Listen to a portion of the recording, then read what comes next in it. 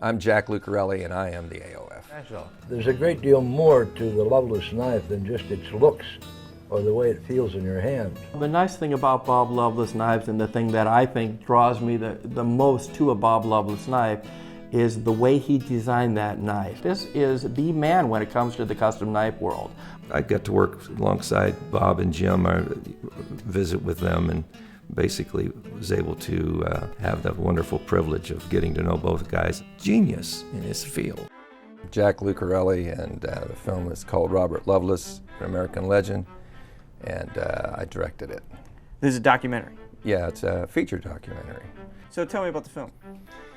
It's about Robert Loveless, who is a knife maker. On the surface, we've screened it, test screened it a couple times, and basically people go, it's a movie about a knife maker, but this guy is truly a legend. He passed away, and he's an icon to the knife world. He's in Japan. He was treated like a god, and this documentary kind of chronicles his life and his times, and it's more about the human spirit than it is about knife making. If it's a subject that maybe I wouldn't think to go see, what is it about this that's so interesting to the general public who might come see this? I'm glad you asked that question, because when we set out to make it, I made it more as my motivation was as a tribute to him, because he was very instrumental in some of the successes I've had in the last 7, 8 years. He kind of picked me to be the guy. If you wanted to get a Loveless knife, you had to come through me. So, and there was a 10-year wait list to get one of his knives. But so we set out, and, I'm a passionate guy, and I really am a believer of acting was the passion that got me into the industry. And it's all about feelings and spirit, passion and heart. And a knife-making movie could be a dry movie, but when we had a test screening, we had about 200 people from 12 years old up to 93 years old.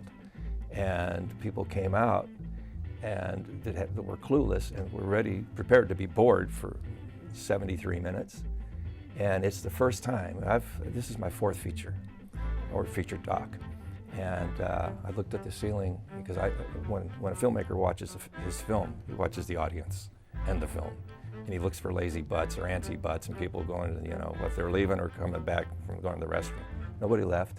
And when it was over, it's the first time I looked up at this ceiling and went, thank you, God, the film works. It was his passion, his love for what he did. I mean, this is a guy who got into knife making because he went to buy a knife at Abercrombie and Fitch in the 50s, and he couldn't afford it.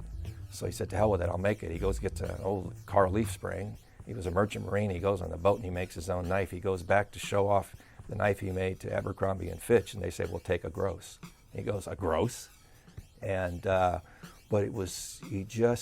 every once in a while, those guys come down the pike. John Wayne, Steve McQueen, who's my favorite actor of all time. Guys that have charisma and magic, man. And this guy had it. You walk into a knife show, or other knife makers walk in. When Bob would walk in, it's like Moses parting the Red Sea. So I landed a big fish and got to make a movie about it. And it works on a feature film scale. I don't know how we did it. But we got it.